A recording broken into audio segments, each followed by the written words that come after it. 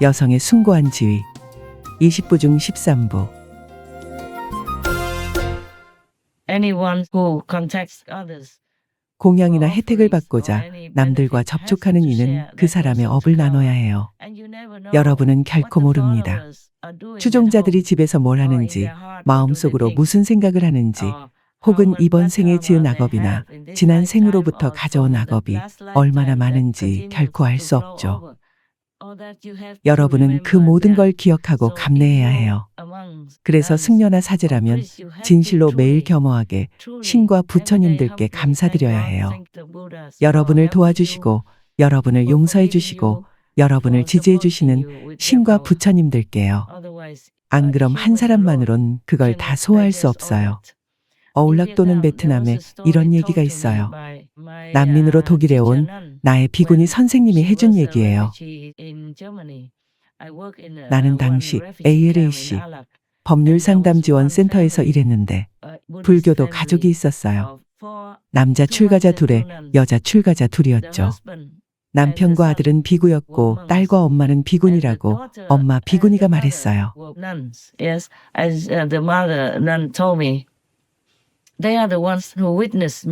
내가 서원할 때 그들이 그 자리에서 그걸 지켜봤어요. 내가 무엇을 서원하든 향이 구부러지거나 아래로 말리지 않거나 제가 떨어지지 않으면 내 서원이 이루어진다고 했죠. 내 서원은 진실되고 신실했죠. 향이 다 똑바로 있었어요. 향이 다 타도록 제가 떨어지지 않았어요. 그래서 내가 히말라야에서 돌아왔을 때 난 그녀의 친절에 보답하고 싶었어요. 그녀는 내게 부처님과 불교도에 대해 알려줬고 불교에 대한 내 믿음을 독려해줬거든요. 당시 난 불교뿐 아니라 기독교도 믿었어요. 그래서 가슴에 십자가를 걸고 있었어요. 구호단체 카리타스 직원이 내게 줘서 착용한 거죠. 불교 비구니들은 내가 십자가를 걸고 있는 걸 마땅치 않게 여기며 대신 불상을 걸길 원했어요.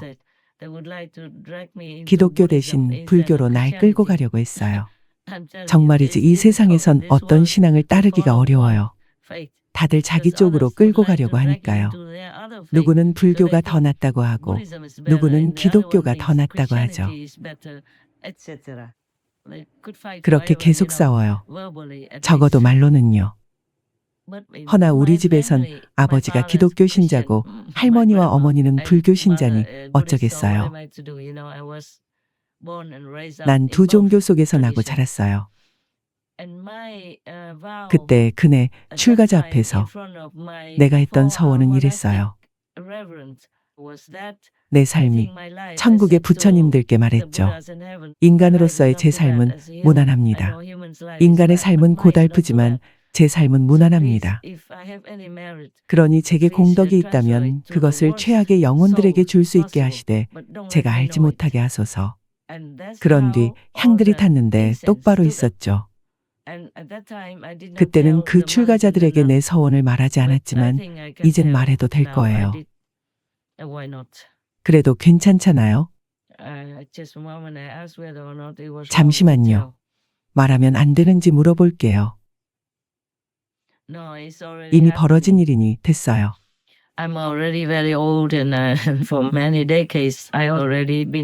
난 이미 나이가 많고 수십 년 동안 이미 그 말대로 했고 정말 열심히 분주하게 일하다가 내일 죽을지도 모르는 일이니 상관없어요. 안 그러면 여러분은 늘 속으로 궁금해하겠죠. 뭐라고 하셨을까? 어떤 서원이었을까? 왜 향이 똑바로 서 있고 제가 하나도 떨어지지 않았을까? 뭐라고 하셨길래? 그럼 온통 그 생각뿐이겠죠. 그래서 내 삶에서 정말 그런 일이 일어났어요. 그 이후로 그런 일이 늘 일어났어요. 허나 내가 알지 못했을 뿐 이미 그 일은 일어났었죠.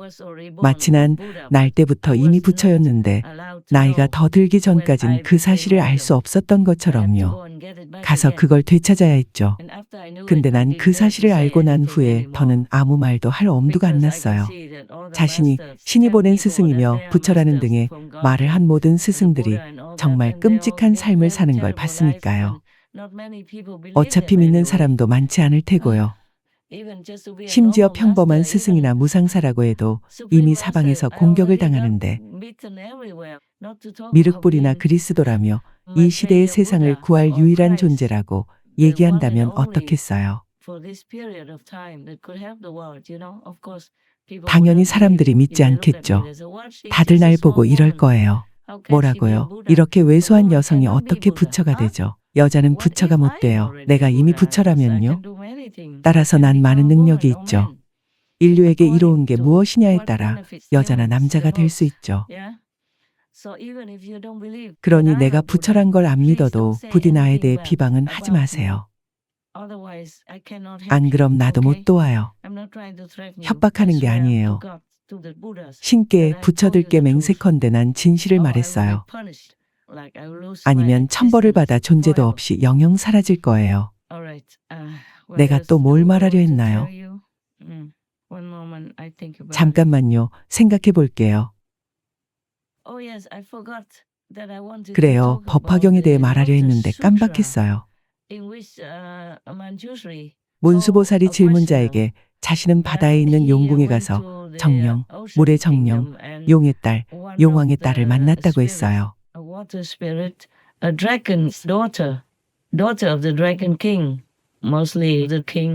대개는 용왕이 바다를 다스리죠. 그래서 그 용녀가 깨달음을 얻었어요. 경배받아 마땅한 아라한이 됐어요. 8살밖에 안 됐는데요. 모두 자신을 의심하자 용녀는 그걸 입증했죠. 근데 용녀와 문수보살에게 의구심을 가진 당시 사람들 역시 이미 높은 등급에 있었어요. 아라한이나 부처는 아니라도 다시 돌아오지 않는 등급을 얻어 원하지 않는다면 인간으로 다시 돌아올 필요가 없었죠. 그건 이미 높은 등급이죠. 그래서 용녀가 입증할 때 그들은 용녀가 다른 국토와 지역과 경지들에서 화연하고 크게 깨달은 존재라는 사실을 드러내고 다른 존재들을 가르치고 멀리 있는 국토에서 중생들을 가르치는 걸 볼 수 있었던 거예요. 문수보살이 대답하였다.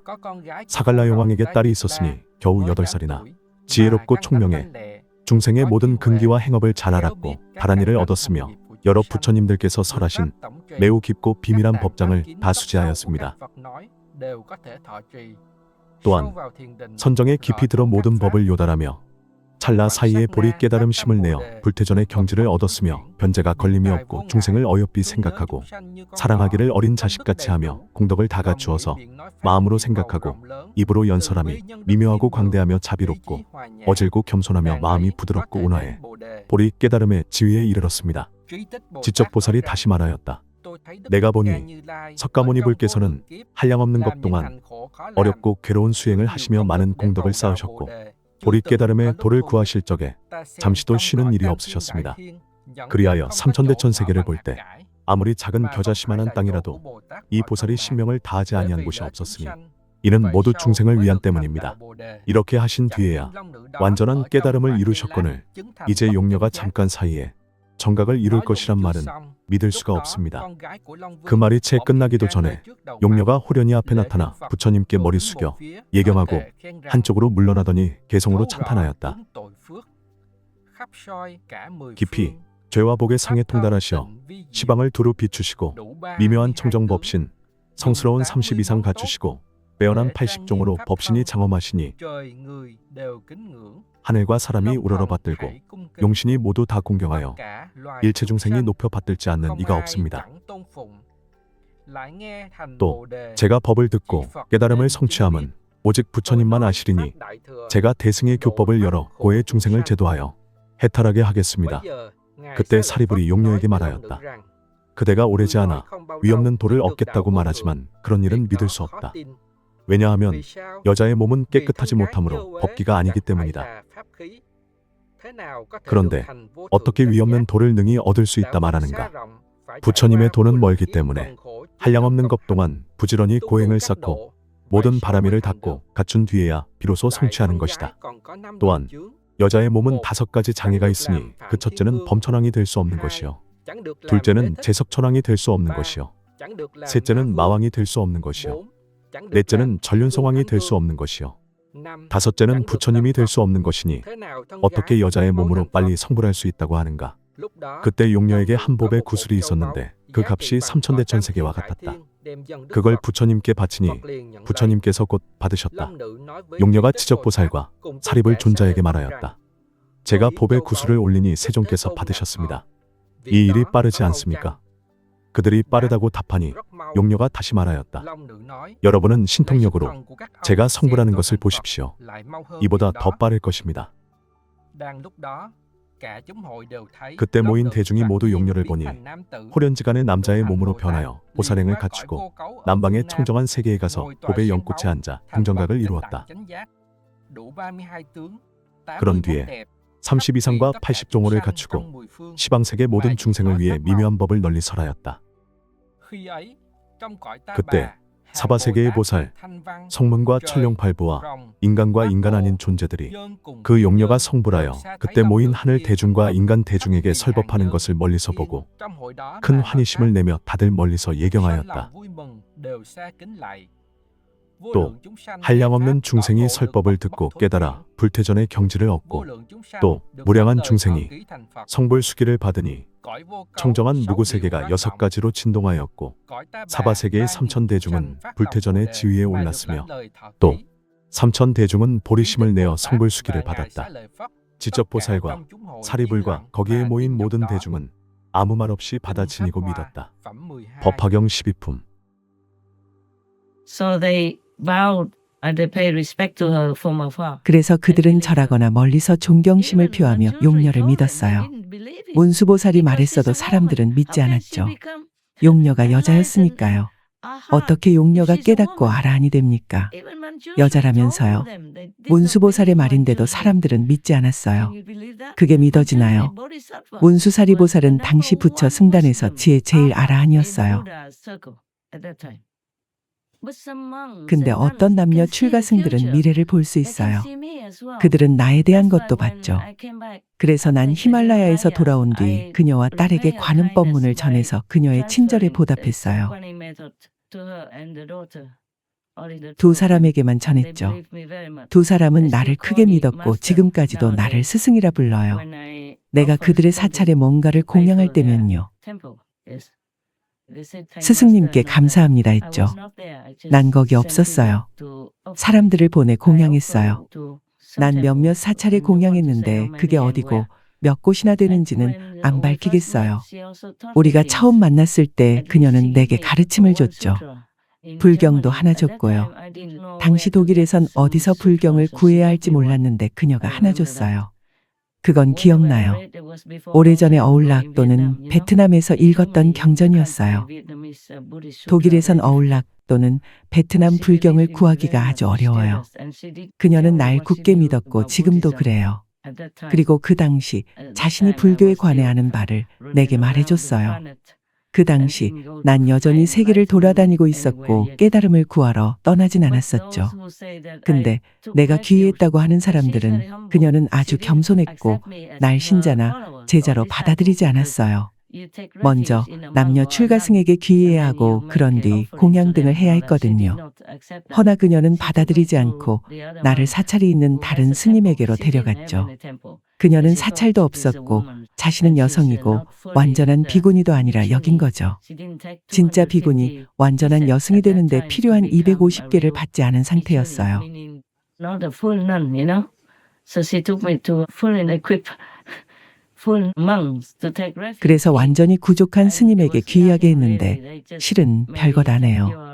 공양 돈이든 붉은 봉투를 올리면 그걸 받고 나서 그냥 이렇게 말하죠.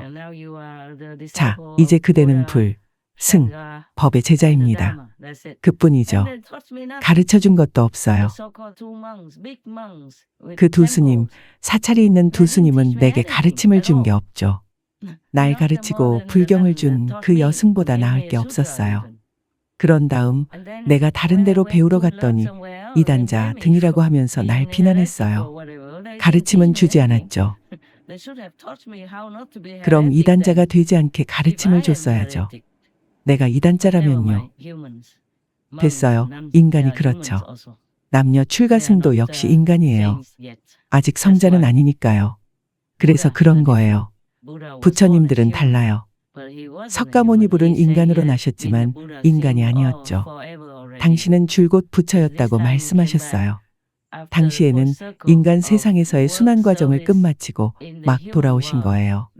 그런 거죠. 그래서 당시가 마지막이었어요. 부처에서 다시 부처가 되기까지 한 바퀴를 돈 거예요. 허나 그분은 전부터 줄곧 부처였어요. 한량없는 영겁 동안 무수한 지구와 천국들이 파괴되고 다시 생성되는 동안 그분은 이미 부처였어요. 헤아리지 못할 만큼 오랫동안이요. 그걸 무량겁이라고 하죠. 미륵불과 다른 많은 부처들도 마찬가지예요. 인간이 부처가 되는 것도 물론 가능해요. For human to become a Buddha, of course also.